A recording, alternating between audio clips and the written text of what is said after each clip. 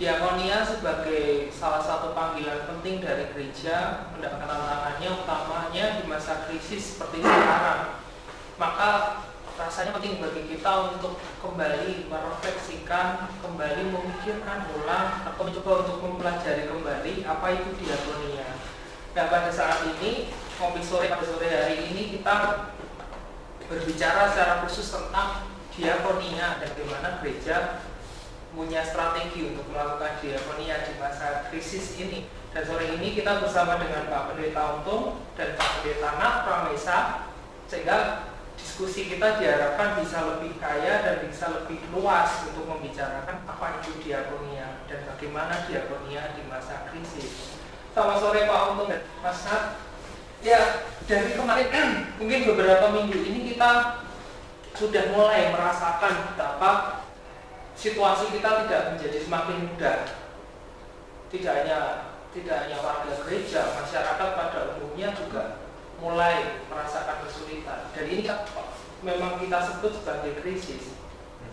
Nah, sebagai sebuah refleksi awal, apa sebenarnya panggilan gereja di dalam krisis? Menurut bapak-bapak yang pahami bagaimana diakonia sebagai makna pelayanan gereja itu mulai harus dipikirkan ulang terutama di masa krisis ini. Bagaimana pendapatnya? Oh, Mas. Saya ngopi sore, jadi saya ngopi dulu ya. Kita sambil ngopi. Kalau menurut saya tentang krisis dan diakonia serta panggilan gereja dalam situasi seperti saat ini, justru seharusnya membuat gereja itu menjadi nyata. Dalam artian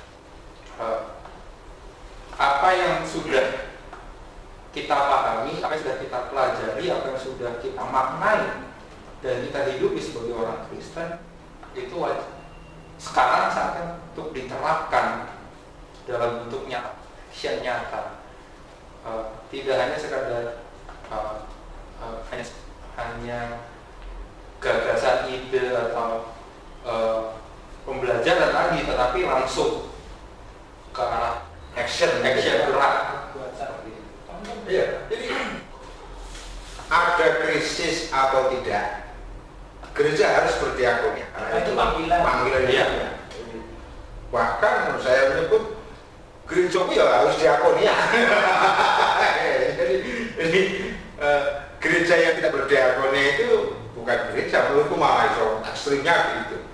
Jadi ada tidak ada krisis, nah apalagi dalam situasi krisis, pekerjaan yang lain, bahkan pendanaan ya bila perlu ya, mungkin bisa di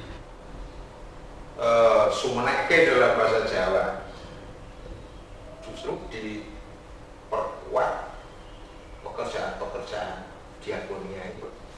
Kalau gereja tidak ada aksi bahkan di tengah krisis misalnya, wah dia kehilangan kesempatan kan? Kehilangan kesempatan untuk melakukan tugas utamanya, yaitu mengatakan kabar baik. Begitu Mas kira-kira. Jadi karena ada pandangan umum kan begini, bahwa krisis ini tentu adalah situasi yang di luar kenormalan. Krisis ini adalah suatu kondisi di mana kita berada dalam situasi tidak biasa. Dan ketidaknormalan itu saya rasa tidak hanya dalam bentuknya yang sekarang kita tahu ya, bentuknya COVID-19, tapi di dalam hidup sehari-hari orang-orang pada umumnya itu kan punya krisis-krisisnya. Iya. Jadi selain saya mau merumuskan, selain krisis yang secara komunal, ada krisis-krisis yang sangat personal. Bagaimana? Apakah ini lalu kita bisa memakai arti umum diakonia itu dalam dua ranah itu? Setiap keluarga berbeda. Ada, apalagi ini keluarga gereja, gereja GKJ Tanjung Priok misalnya itu, dengan 250 pahanan ya kira-kira itu ya. Itu beragam, mulai dari mereka yang pelaut, lah ini Pak Beritonya berarti detail kayak aja. Orang krisis. tetapi mungkin mengalami krisis yang lain, bukan soal itu juga, bukan hanya krisis finansial ya, punya krisis sendiri, pendekatan yang berbeda. Tapi ada juga mereka yang buruh harian juga, kita banyak. Kita berada di tepian Jakarta ya. Jadi levelnya itu kalau saya bicara tentang level sosial ekonominya itu kadang sangat sangat jauh gitu, rentan. Nah, apakah krisis personal ini lalu menjadi sama dengan krisis sosial yang sedang ini dalam kondisi kalau kita melihatnya dari sisi sekarang ini ya mesti beda ya, beda. Sebab sekarang ini yang mengalami krisis bukan hanya keluarga-keluarga tertentu, tetapi ini sebenarnya hampir semua orang mengalami krisis sebenarnya, termasuk sebenarnya juga mikir, iki wong kok disebut gawe dibayar penuh, tapi wong koning omah tok gitu. Ini juga sebuah krisis. Secara moral ini sebuah situasi krisis. Jadi bagaimana ini diakonia diletakkan dalam konteks krisis yang belum bayar tetap sama krisis yang nggak punya bayar. Ini juga menarik kalau kita mau mencoba. Jadi situasinya memang berbeda ya. Krisis umum semacam ini sama krisis harian seperti ketika tidak ada katakanlah misalnya kasus COVID. Kalau menurut saya krisis pribadi, krisis komunal dan krisis pribadi itu satu hal yang berbeda. Kenapa bisa berbeda? Karena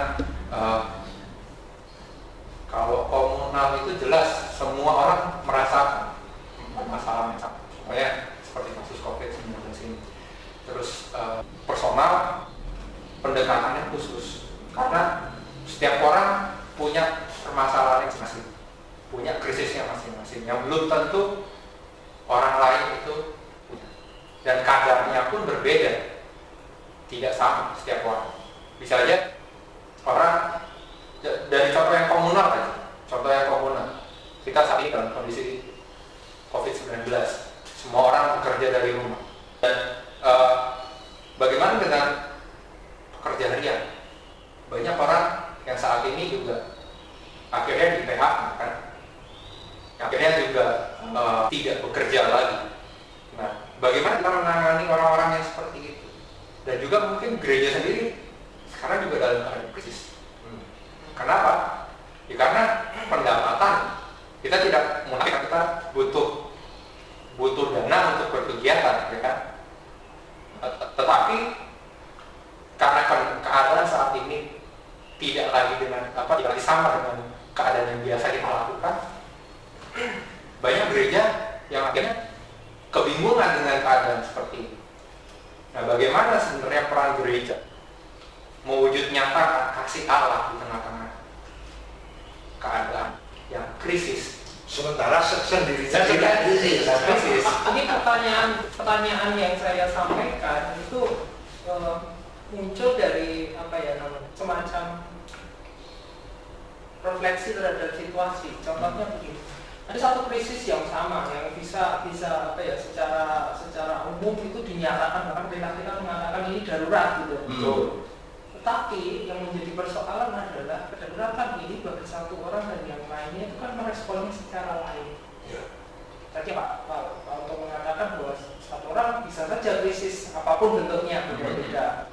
Baik ada yang krisis secara ekonomi, ada yang krisisnya secara psikologis, mau keluar rumah takut, mau berinteraksi sama orang juga sangat ragu-ragu. Nah, ini lalu kaitannya tentang bagaimana gereja sendiri juga menanggulangi itu, karena di samping gereja sendiri juga krisis secara ekonomi, secara keikutsertaan mental juga percaya. Tapi kan gereja juga harus punya strategi. Contohnya misalkan untuk mensupport mereka yang ada di dalam kondisi-kondisi sulit supaya tidak takut. Kita kan melakukannya, misalkan setidaknya ada renungan, setidaknya ada khotbah minggu yang kita persiapkan dengan doa, ibadah, dan Pak pendeta-pendeta juga melakukan tindakan itu. Nah, ada sisi pastoral, lalu bagaimana kita membedakan, bagaimana diakonia dan pastoral ini bisa dibedakan, tapi juga menjadi dua hal yang bersamaan dilakukan oleh gereja. Ya, jadi menarik sekali ya. Jadi situasi krisis dirasakan bersama-sama ya oleh semua juga masyarakat. Sendirinya gereja juga krisis. Betul. Oh itu kalau mau paling gampang ya wes ngeledak kabeh wae. Banget baik. Toh umpama Jumat juga ngerti kalau gereja misalnya ngeledak. Itu menarik. Justru disinilah kita akan belajar dari pengalaman. Iman kan pengalaman ya. Belajar dari sejarah gereja. Justru iman itu bertumbuh ketika kita berada di tengah krisis. Wah, itu kan refleksi kita beberapa minggu ini kan menarik banget ya. Murid-murid Gusti Yesus paling jempali kan gitu. Ngerti jalan bersama Yesus saja dia nggak kerasa loh. Tapi ketika melihat simbol-simbol tertentu, Gusti Yesus mencari roti, wah ringan. Ini iman bertumbuh di tengah-tengah. Maka gereja menurut saya di tengah-tengah krisis seperti ini, apalagi warga jemaat menghadapi itu dengan luar biasa. Semua iso mangan, jangan bilang tidak. Ya. Dan bukan hanya yang pekerja harian kan, pegawai-pegawai kemudian terpaksa harus dirumahkan. Orang biasa mulai susah, misalnya gitu ya. Mereka juga mengalami pergumulan yang sama. Apalagi krisis ekonomi, ketambahan krisis mental. Wah itu tambah buat. Jadi kalau gereja itu melu mereka, menurut saya ini pertanyaannya di manakah iman gereja kan gitu. Justru disinilah dalam situasi krisis kita dipanggil. Meskipun sendirinya tidak punya apa-apa, tapi jangan salah, gereja kan punya Gusti Allah, punya Gusti Yesus. Kalau gereja tidak berani melakukan apa-apa karena merasa tidak punya uang, misalnya gitu. Menurut saya dia menganggap Gusti Yesus itu nggak punya duit. Padahal duit Gusti Yesus dititipkan orang tahu, dititipkan saya, dititipkan Mas itu, warga semua. Itu sebabnya saya mengatakan. Dalam situasi ini, dalam situasi sama-sama krisis ya, kita harus melihat diri kita ini sebagai sebuah keluarga. Tapi mungkin barangkali melakukan sesuatu itu kan tidak melulu tentang duit ya. Iya. Jadi mungkin Mas Ras seperti punya cerita orang melaut itu kaya-kaya loh Mas. enggak juga. Tapi melayani beberapa mereka yang sebenarnya kebutuhannya nggak cuma tentang duit. Jadi begini, kalau saya mempunyai pandangan atau refleksi tentang sifat saat ini, kita lihat dari kebiasaan bangsa kita. Di saat-saat seperti ini justru uniknya banyak itu amal, ya kan? Yang Banyak orang beramal. banyak orang saling membantu, dan meskipun dia juga sendiri sadar akan keterbatasan, saya di rumah kan, ya kan? Tetapi kenapa kok dia masih bisa pengen membantu? Banyak juga saya sempat melihat ada beberapa perusahaan pabrik yang tadinya bikin jok sofa atau jok mobil, akhirnya berubah haluan jadi bikin masker untuk membantu mereka yang nggak punya masker. Tadi seperti yang dibilang Pak Untung dan Mas Edo tadi, bukan hanya soal duit, tetapi bagaimana kita tergerak hati untuk Saling membantu satu sama lain. Melakukan apapun ya. Apapun nggak bisa misalnya kita nggak punya dana, kita nggak punya kemampuan atau masih memiliki rasa takut yang tinggi, yang cukup tinggi karena mungkin situasi saat ini makin bisa dikatakan makin parah. Dengan cara kita berdiam diri di rumah sebenarnya juga sudah dalam tanda kutip membantu menurunkan resiko penularan. Apalagi melakukan sesuatu. Dengan ya saya lucunya ada sebuah sebuah tagline di hashtag Facebook itu, hashtag di Instagram, hashtag tambahan aja. Itu sangat lucu menurut saya, karena dari rambakan kita bisa menurunkan penyebaran COVID-19. Tapi itu bukankah nantinya memunculkan krisis baru? Iya. Wong stres, apa gak ada kegiatan, tidak bekerja, meskipun dengan suasana yang berulang-ulang itu juga memunculkan banyak persoalan. Iya. Ya memang pasti kita namanya hidup, nggak mungkin nggak ada kesalahan kan? Nggak mungkin lempeng jalan kayak jalan tol aja ada macetnya. Rebahan dalam arti sebenarnya tujuannya kan untuk menghindari physical distancing ya. Iya. Itu yang mampu menurunkan itu karena terhindar dari berusaha untuk menariknya Mas, justru substansi diakonia itu justru ada di sini. Ini bukan hanya soal uang loh ya. Kata diakonia itu sendiri kan berarti pelayanan. Dan wah ini salah satu kajian teologi jabatan ya kemarin di Sinode. Jabatan gereja itu kemarin diusulkan hanya ada 2. 1 jabatan penatua, 2 jabatan pendeta. Ketika kita kenapa kok tidak ada jabatan diaken? Nah itu kan. Nah, itu analisis para teolog itu wong pinter itu. Saya kan cuma ngongkor sendiri. Analisis temuan kemudian ngomong, loh jabatan diakonia itu adalah jabatan seluruh warga gereja. Nah, itu sebabnya ada di gereja tertentu yang di sana tidak ada diaken, adanya hanya penatua. Mengandaikan semua orang adalah pelayan. Nah, pelayanan ini memang tidak hanya pelayanan dalam arti pembantuan dalam bentuk uang. Iya.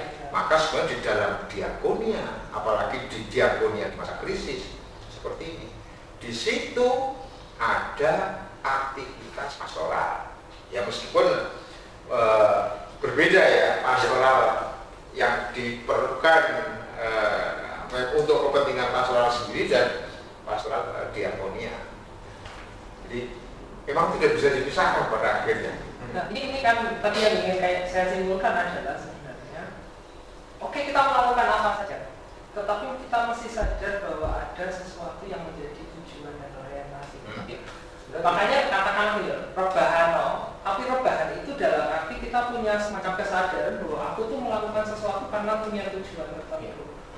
Nah itu dari suatu pekerjaan ke pekerjaan yang lain, saya rasa ini bisa menimbulkan kesadaran akan peran itu tadi.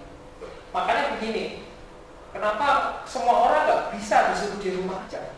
Karena masing-masing orang kan punya peran. Bapak pun itu kalau nengok rumah nggak ya udah cuma boleh lah. Misalkan begitu. Tapi jujur Mas Ido, di rumah saja, apalagi suruh rebahan terus. Jujur, kita malah di rumah itu nggak bisa tidur loh. Sebab pikiran itu melaku. Itu loh yang dalam arti begini, kalau saya mengatakan bahwa semua punya perannya masing-masing. Nah, jadi bagi orang yang tidak mampu, tidak misalnya merasa dirinya masih was-was dengan keadaan seperti ini, ya wes menengok neng omah wae, buat rebahan gitu. Menengok lumayan. Lumayan. Aturan apa kok gitu. Nah, tapi dengan kita yang harus berinteraksi, kebiasaannya berinteraksi seperti misalnya kita. Contoh saya seorang pendeta pelaut yang tiap hari kerjanya muter-muter naik kapal. Saya ini nggak bisa kerja di kapal. Gak bisa ketemu pelaut, padahal banyak pelaut yang saat ini terkena virus corona. Kemarin ada 3, sekarang ada lagi 2. Setiap hari ada aja namanya. Apa yang kita bisa buat? Gak ada yang bisa kita buat. Yang kita bisa buat hanya memberi penguatan kepada mereka yang yang terdampak. Dengan cara apa? Ya kita telepon dari jarak jauh. Banyak hal yang bisa kita artinya begitu, maksudnya kan bahwa dengan kesadaran bahwa kita punya tujuan tertentu Iya. ketika kita melakukan sesuatu, kan kita bisa memikirkan apa yang harus kita lakukan. Betul. Ini terkait dengan nantinya ketika bicara tentang krisis peran gereja sampai ke peran individual kita. Nah, kita terkhusus mau berbicara tentang gereja sekarang. Melihat bahwa di satu sisi ada krisis, ada peran yang harus dilakukan gereja, dan lihat bahwa ada peran-peran kecil yang dilakukan oleh anggota gereja. Nah, gereja pastinya kan juga harus berpikir apa yang bisa dia lakukan, entah untuk membantu atau justru memfasilitasi mereka yang sebenarnya bisa melakukan pelayanan diakonia itu tadi. Setuju nggak gitu? Iya. Peran gereja sekarang ya berarti ya. Fokusnya di peran gereja.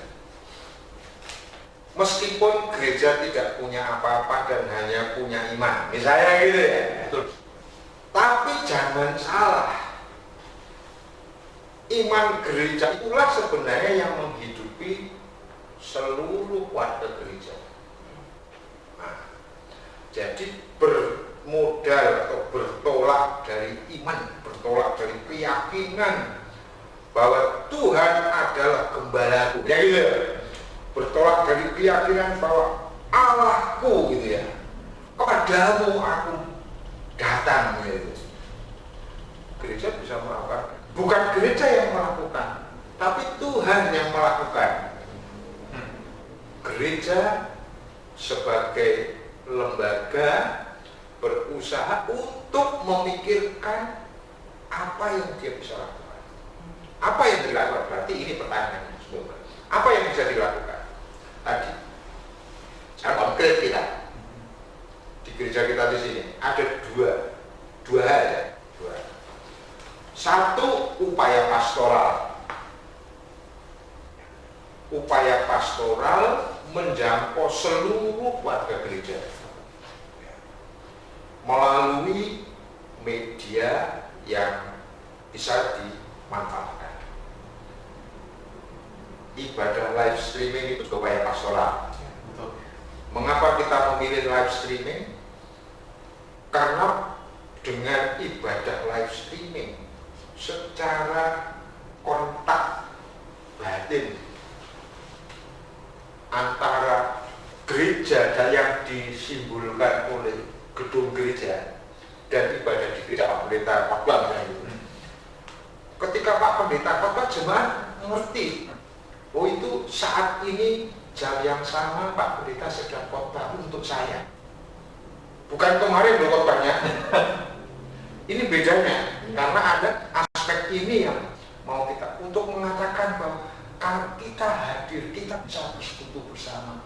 Meskipun kita harus menjaga jarak. Anda di rumah saja, kami dari rumah Tuhan. Itu kan sebuah tindakan pastoral, penguatan. Ketika semua orang merasa begitu, tidak ada yang berbeda sebenarnya antara hari Minggu berjumpa dengan Tuhan bersama dengan pendeta yang memberikan doa dan wah itu luar biasa. Pendeta khotbah dan berdoa untuk jemaatnya, menyapa jemaatnya, oh luar biasa. Itu aspek pastoral yang pertama. Pastoral secara umum. Pastoral secara umum juga kita lakukan ya, melalui grup-grup WA misalnya. Melalui grup-grup WA aktif kita. Masalahnya adalah grup-grup WA itu kita perlu tolong supaya tidak memberikan konten-konten konten-konten yang apa namanya pesimis.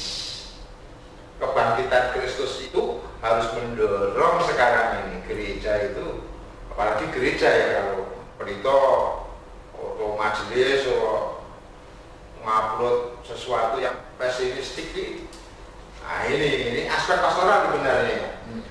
Kita juga harus mendorong warga melalui grup WA misalnya dengan konten-konten yang positif dan optimis. Ayat Alkitab, renungan yang baik atau satu dua kalimat tetapi yang menyemangati orang. Tetapi yang ketiga itu personal. Nah, ada program kan menyapa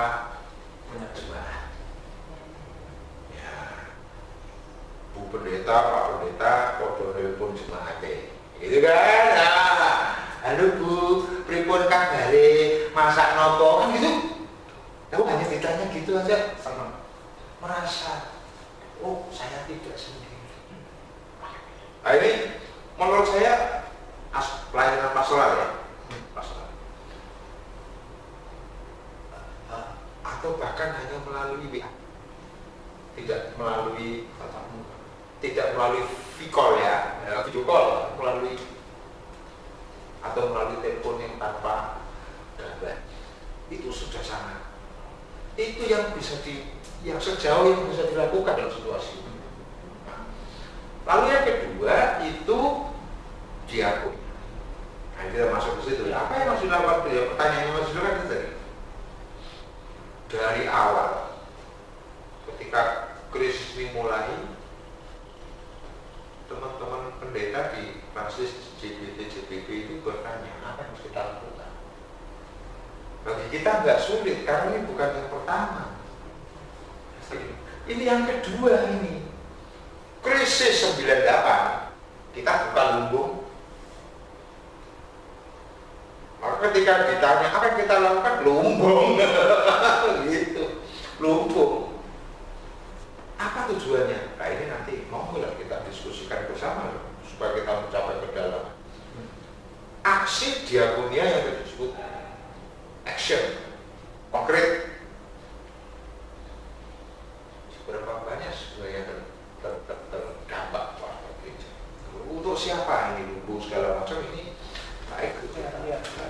Loh, karena ini nanti kan nanti kita akan bicarakan lebih lanjut tapi soal tadi saya tertarik tentang bagaimana peran pastoral ketika kita atau ministerium atau kita dalam pembicaraannya mencoba untuk menyusun sebuah strategi pengembalaan pastoral di motivasi, tetapi kan persoalannya bisa jadi tidak semua di antara kita baik pelayan di pendeta maupun di majelis itu kan punya visi yang sama atau bukan tidak berada dalam kondisi yang sama. Bisa jadi mereka dalam kondisi yang juga krisis dalam jabatan itu loh, dalam peran pelayanan ada kondisi-kondisi yang memang dirasakan ini tidak bisa beliau beberapa orang atau mungkin lebih banyak tidak bisa melakukan pelayanan sebagaimana kami dalam peran. Ini saya rasa juga faktor pastoral yang nanti akan mempengaruhi paradigma pelayanannya. Jadi memang tidak semua pendeta juga berada dalam kondisi siap gitu ya. Entah pendeta, sekarang persoalannya kan entah pendeta, entah aktivis. Siapapun tuh. Nah, aktivis itu biasanya lebih rajin daripada pendeta, saya tahu. Iya. Udah. Tetapi di dalam kapasitas tertentu kita harus memahami bahwa mereka pun berada dalam kondisi yang sulit. Pelayanan kita hampir semuanya berhenti. Iya. Dan pendeta nggak bisa melawan sendiri kan. Betul. Iya. Itu yang saya maksud bahwa kinerja gereja juga akan dipengaruhi itu. Nah, sejujurnya memang kan kita yuk gagap semua kan. Sejujurnya loh ya. Kita semua gak kokos nggak tak lakoni gitu. Nah, bedanya adalah ada orang-orang yang sudah terbiasa dengan perubahan. Orang kaget sehingga dia bisa berimprovisasi. Sak isone gitu. Maka dalam perspektif teologi praktis itu, pertanyaan yang selalu membuat kita gelisah. Makanya kita disuruh di rumah dan tetap saja di rumah nggak bisa tidur. Itu ya. Karena kegelisahan tadi, kegelisahan itu harus dijawab. Dan jawabnya itu apa? Ya tadi, apa yang kamu bisa lakukan sekarang? Lakukan. Apapun. Mulai kita perhatikan juga, paling sebalik. Mulai dengan berusaha menjawab. Apa ini? Corona ini? Apa mas? Kutukan. Lah. Sakit tekannya loh, kita mau datang ke gereja semanggu kaos sakit sekali. Ayo ngomong mas, pokoknya corona orang kutukan ngono. Jadi teologi praktis ini. mencoba menjawab pertanyaan-pertanyaan yang substansial. Teolog diharapkan mampu melakukan itu ya. Yo mau bener ya, tapi pasti ada dasarnya kan. Corona bukan itu kan. Terus pertanyaan ketika dalam situasi lagi ibadah itu piye? Langsung kita apa yang dapat kita katakan kepada jemaat? Bersekutu dalam roh dan kebenaran. Itu kan sebenarnya sangat bisa ketemu tadi ya.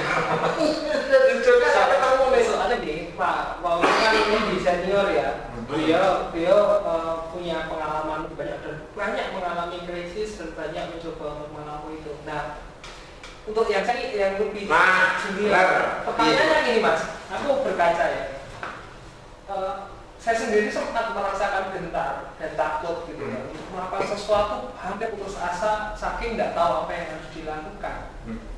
Dan ketika kita dalam kondisi itu kan ada tekanan di dalam diri, kok kayak jemaat memandang lulusan teologi kok gak punya iman. Lalu kami belajar, saya sendiri merasa banyak belajar dari para senior, dari Bu Wisnu, dari Pak Untung, dari Pak Wikin dan ini yang dimana mereka yang lebih banyak mengetahui pengalaman konkret. Nah, saya ingin belajar dari Mas yang baru tahun lalu jadi pendeta. Krisis pertama mungkin ya. Kalau saya melihatnya karena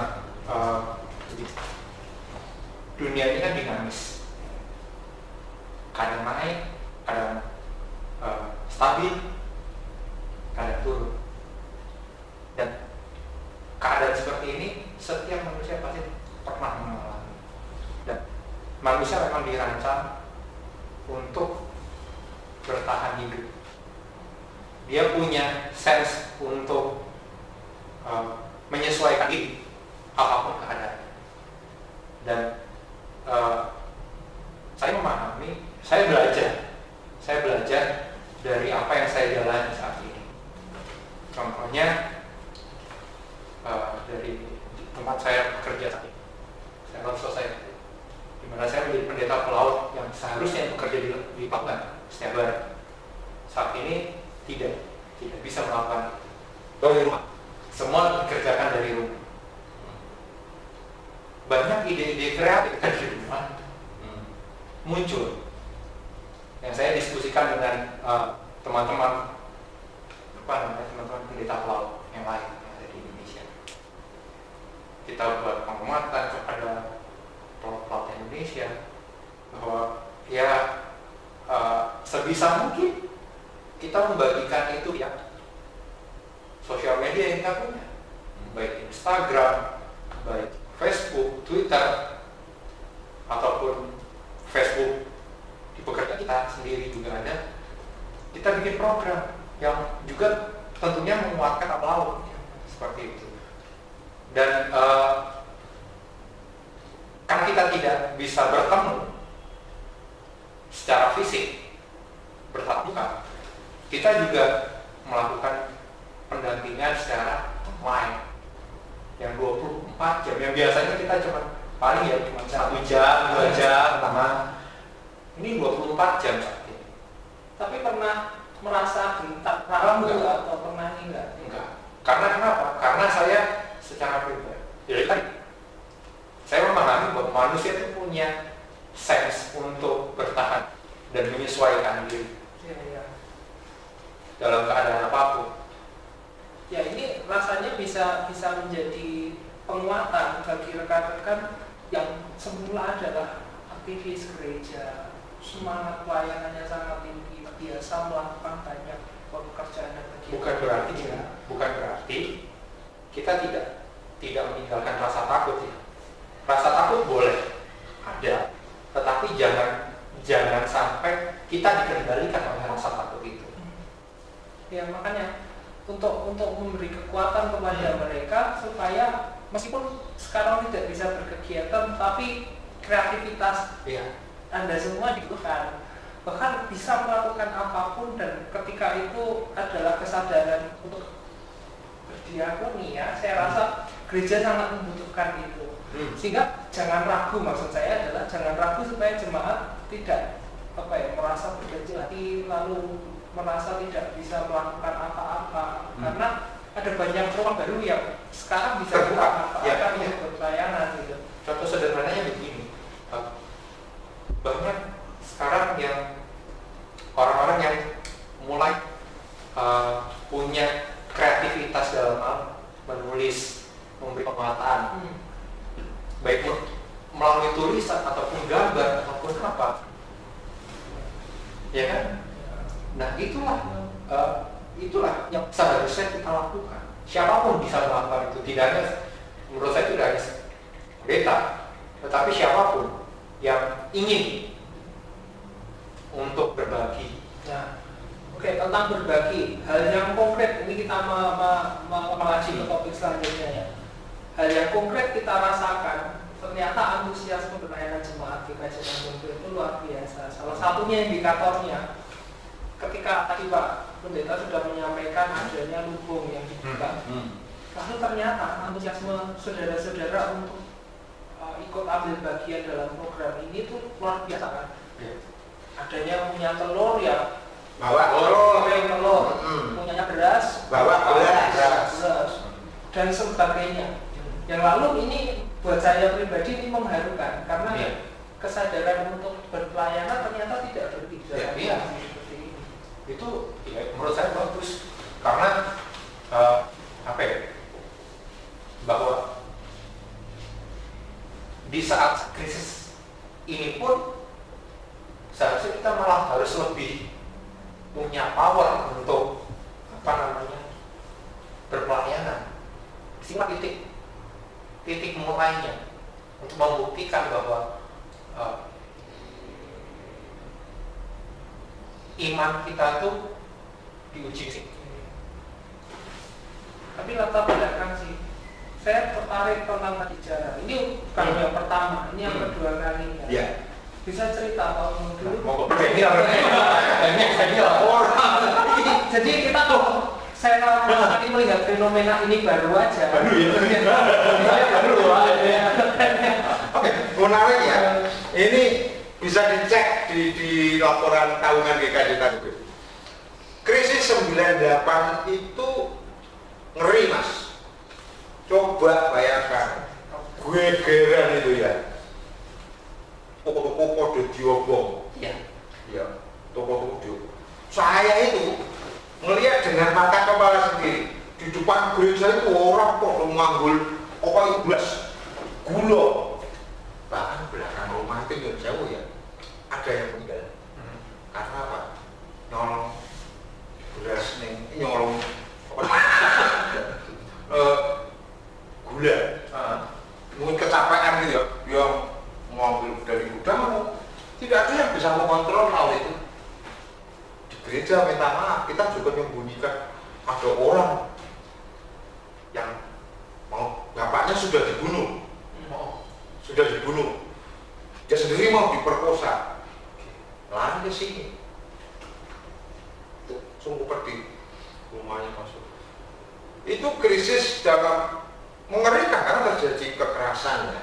Kalau ini kan nggak ada kekerasan, sepi loh. Dulu ramai dan sepi ya masalah ini. Itu dan yang menarik lagi orang itu depannya gotong lemari gede loh. Oh ya kuat loh. Hebat sekali. Power of kepepet. Power kepepet. Begitu. Atau saking senengnya ya, bisa mengangkut lemari. Tapi apa yang mau saya ceritakan? Apa yang kita alami 98 itu menakutkan. Menakutkan. Kemudian dampak ekonomi mengerikan lah, wong piye dolar dari 3.000 jadi 15 waktu itu ngeri banget itu. Wah, itu kalau kita pikir wah ini gereja mesti ya krisis juga. Tapi coba lihat di laporan tahun 98. Tahun 98 dana diakonia gereja itu 48% dari seluruh anggaran. Bayangkan,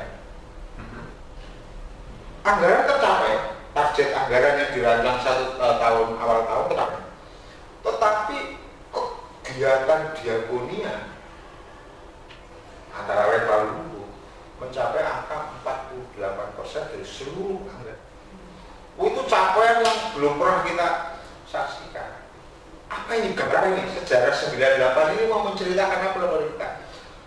Saya itu dengan yakin wong Priok itu orang sudah terbiasa urip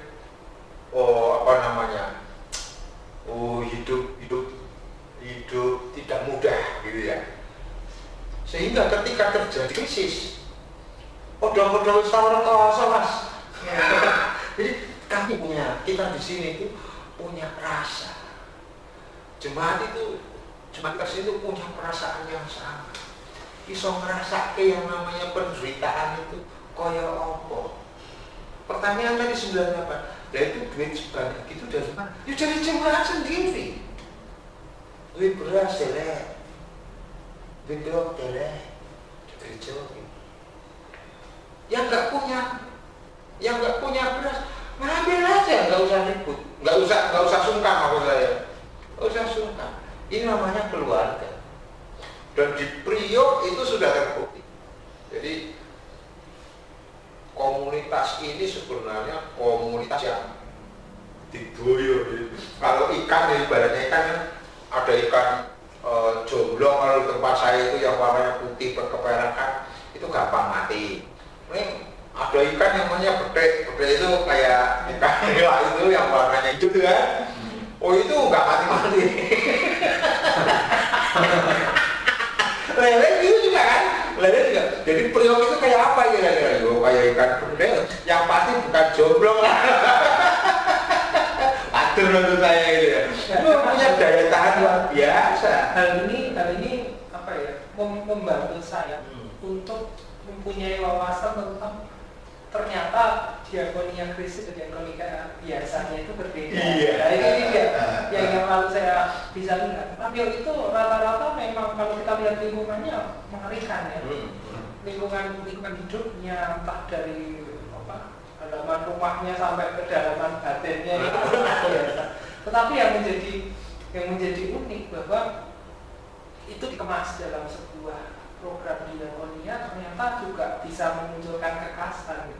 Maka kalau sekarang ya kita berpikir tentang referensi diakonia di masa krisis, kita langsung sudah punya gambaran yang khas. Nah ini kan untuk membedakan antara yang biasanya dan diakonia krisis. Dan ini menjadi laku iman juga kan? Betul. Menjadi laku iman jemaat. Maka pertanyaan berikutnya, apakah atas atau bagaimana sebenarnya gereja berusaha untuk mengelola ini? Karena kan apa? Tidak mudah. Mungkin dalam hari biasa, dalam program bulanan biasa ada diakonia. Tetapi ketika dalam keadaan krisis semacam ini kan artinya harus ada cara pandang yang khusus untuk mengelola. Nah, ini setelah saya juga pensiun, jadi ada yang mengurusan, ada Mbak Nino, ada Aslan ya. Dengarkan Jadi di gereja itu ada berbagai macam diakonia. Diakonia untuk para jempol, diakonia belajar, diakonia macam-macam gitu ya. Termasuk sebenarnya bagian dari kegiatan diakonia kan RKAGP, rukun kematian. AGP itu kan berangkat dari kesadaran yang sama. Dan ini harapannya nanti ke depan bisa jadi yayasan sendiri sehingga bisa dikelola secara profesional. Harusnya seperti itu. Nah, sekarang bagaimana diakonia? Diakonia di masa krisis terutama. Diakonia di masa krisis itu tidak bisa kita kelola dengan cara yang konvensional. Itu catatan yang pertama. Oleh karena itu butuh butuh kemampuan manajerial yang baik. Yaitu apa? Transparansi. Dan kemudian juga dalam kondisi seperti ini selain dibutuhkan transparansi, administrasi yang akurat. Sebab modalnya gereja itu hanya trust, hanya kepercayaan. Jadi majelis ngomong apa, kalau itu tidak dilakoni, sesuk gak jadi. Tapi kalau misalnya majelis dari gereja ngomong, jemaat berhasil tinggal 50 kilo, kebutuhan kita rata-rata setiap minggu misalnya ya 2 kintal misalnya gitu. Kalau itu benar, reportnya juga benar. Saya sederhana dibutuhkan ceklik itu berhasil kali sak meneh, sesuk mesti teko. Begitu. Ceklik lho, ndoke isih turah. Cuma itu sudah mikir diri teman-teman Pak itu. Jadi betul Mas. Masih tidak bisa kerja sendiri. Apalagi pendeta. Kita harus dalam manajemen krisis harus berkoordinasi melibatkan sebanyak mungkin orang yang mungkin terjangkau untuk bagian. Kemarin saya berjabat gitu kan, majelis orang wani ngeterke roti ya udah. Ketika majelis kita tanya bagaimana, siap. Majelis tidak bisa sendiri bersama dengan Pak. Tapi kan ada Pak yang nggak ada, yang nggak siap untuk itu. Ada relawan yang siap, pemuda siap. Bentuk mengelola sumber dayanya, mengelola sumber daya. Tapi pertama-tama harus punya gagasan yang kuat untuk mengatakan bahwa kita bisa dan memang kita bisa. Termasuk ini juga, kita bisa berdasarkan pengalaman. Beras kurang semene komisioner. Iki ndok ya, teman-teman sudah berpikir masing-masing, taruh di tempat sana, taruh tempat sana, kasihkan sana, kasihkan sana. Karena telur kan punya masa, iya masa lifetime-nya 2 minggu udah nggak bisa dikonsumsi kan. Oh, dari situ baca. Jadi manajemen chaotic namanya. dalam konteks manajemen ada namanya manajemen chaotic.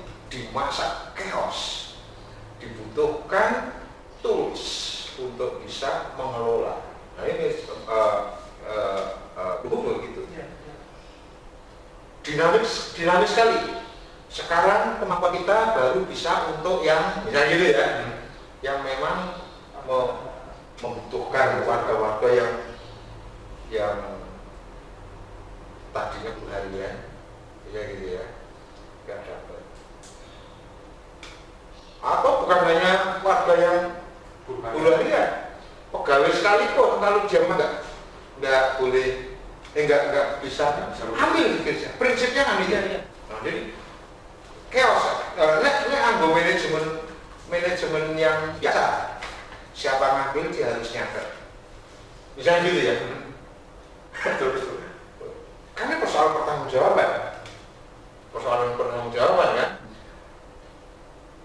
Di sini kalau orang ngambil suruh nyatet belum tentu mau. Karena apa? Mengingat yang mungkin butuh itu bukannya orang yang mengalami dalam kondisi.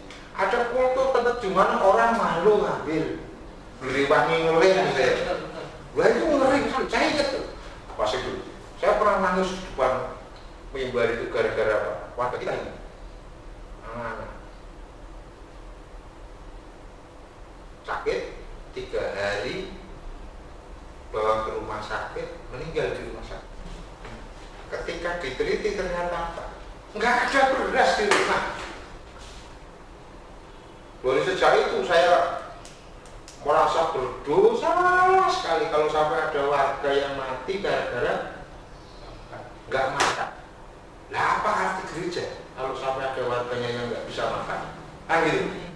Ya, jadi harus diupayakan. Dan masalahnya tidak semua orang berani. Ini kan artinya paradigma tata kelola itu kan nanti juga misalkan begini. Kita berkaca dari apa yang dilakukan pemerintah, itu kan mulai dari pendataan, lalu berdasarkan kriteria tertentu, lalu ada orang yang berhak, ada orang yang orang yang ini menerima sekian, orang yang ini menerima sekian. Nah, saya rasa hal ini kan berbeda dari gereja, karena apa ya? Ketika kita berpikir segmented seperti itu kan krisis ini menyerang siapa saja. Jangan-jangan orang yang secara sosial dianggap kemampuan ekonominya di atas, tapi sebenarnya dalam kebutuhan sehari-harinya kan memang kesulitan. Apalagi di Jakarta, Mas. Betul. Makanya saya rasa ini terobosan bahwa ketika gereja mampu meng-cover kekurangan yang dilakukan pemerintah, kita nggak menyalahkan program pemerintah, bukan dalam arti memberi tandingannya, tetapi justru dalam kita bisa menanamkan satu paradigma yang baru tentang kebersamaan hidup dengan saling berbagi sebagai gereja itu. Betul. Nah nanti misalnya kita sudah bisa mencukupkan kebutuhan sendiri, lalu kita bisa bergerak keluar. Ini menarik sekali, menarik sekali. Sebenarnya memungkinkan ketika program ini misalnya diinformasikan kepada lembaga lain atau gereja lain yang mungkin punya kemampuan tapi tidak membutuhkan aksi seperti ini, kita bisa meminta support dari tempat lain untuk mendukung, juga bisa dibutuhkan. Nah ini yang namanya manajemen chaotic, dibutuhkan keterampilan untuk bisa mengelola dalam situasi yang dengan cepat. Sebenarnya sudah terlalu lama. Tapi begini, memang pembicaraan ini tidak akan pernah selesai kita berbicara tentang apa yang harus dilakukan gereja. Tetapi kali ini yang perlu kita tegaskan bahwa gereja berusaha sebisa mungkin di dalam keterbatasannya untuk melakukan sesuatu sebagai. Mungkin ada pesan dari masa, mungkin ada pesan untuk jemaat di rumah, untuk mungkin siapa aja yang mengasih layanan kita tentang bagaimana semestinya berpelayanan, apalah pesan setelah. Kalau saya sih bukan berpesan, tetapi kita ini, saya belajar dari kisah Tuhan Yesus yang membagikan makanan kepada 5.000 orang. Ya kan? Pada awalnya apa yang terjadi? Yang terjadi adalah para murid hanya punya bekal 5 roti 2 ikan. Hanya punya bekal 5 roti dan 2 ikan saja. Dan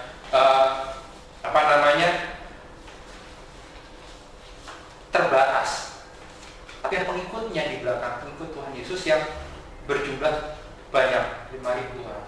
Ada salah satu murid Tuhan yang berkata, "Gak cukup Tuhan dengan kita membagikan ini kepada 5.000 orang." Ketika Tuhan Yesus punya kepercayaan, punya iman kepada Allah, dia meminta berkat kepada Allah. Kalau saya melogikakan kejadian Tuhan ini, ketika Tuhan Yesus berdoa meminta berkat, Allah tidak diam saja, ya kan? Allah tidak diam saja, tetapi Allah memakai, mungkin ya, dalam pikiran saya, Allah mungkin juga memakai orang lain. Misalkan ada, masa sekitar 5.000 orang itu tidak ada yang bawa makanan?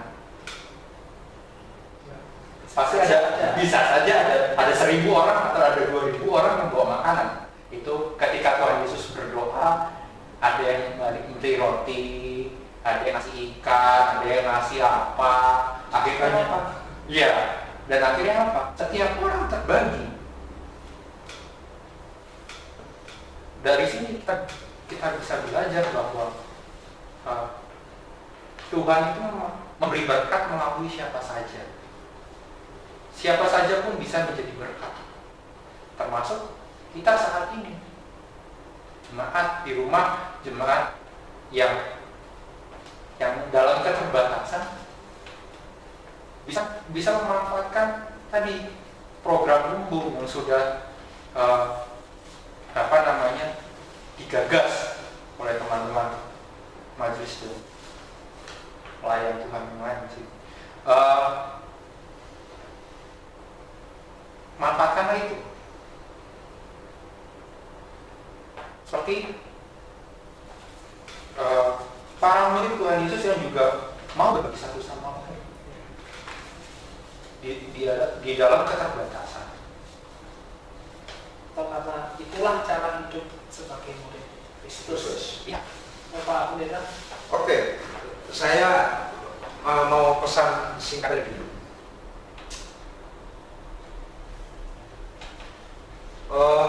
Memberi di saat tidak krisis itu membuat kita bahagia. Tapi memberi di saat krisis seperti ini, bahkan ketika kita sendiri mengalami krisis tapi kita masih lebih baik dari orang lain kondisinya, itu perasaannya di dalam hati beda. Dia akan mengalami perasaan kegembiraan yang luar biasa. Sebab dalam memberi, ketika kita sendiri juga dalam kondisi krisis, dan pemberian itu berguna untuk membuat orang-orang hidup, di situ sebenarnya kita sedang melihat Kristus. Kita sedang melihat Kristus yang sesungguhnya ketika kita bisa berusaha untuk memberi hidup kepada orang lain. Dan itu makna diakonia yang seharusnya yang kita pegang. Yakin lah, seperti Pak Pendeta katakan, roti itu orang bakal kurang. Kalau orang Brazil itu banyak belajar dari Janda Salvat, gitu kan? Itu menarik sekali, nggak akan pernah habis itu minyaknya, gandumnya nggak akan habis. Kira-kira gitu aja. Terima kasih Pak Pendeta, terima kasih Mas Nat. Ya, itu lagi ya, bahwa refleksi kita ini berpusat pada bagaimana peran kita sebagai gereja tidak akan diam di masa apapun, apalagi di masa krisis. Makanya sebagai gereja kita semua dipanggil untuk dapat melakukan cara hidup murid Kristus tadi yang disampaikan Mas Nat, dan juga menghayati bagaimana pertolongan Allah dan kita sendiri mewujudkan cara hidup Kristus di tengah orang-orang yang membutuhkan pertolongan kita. Demikian episode kali ini, kita akan bertemu lagi di sesi yang akan datang. Tuhan memberkati. Kopi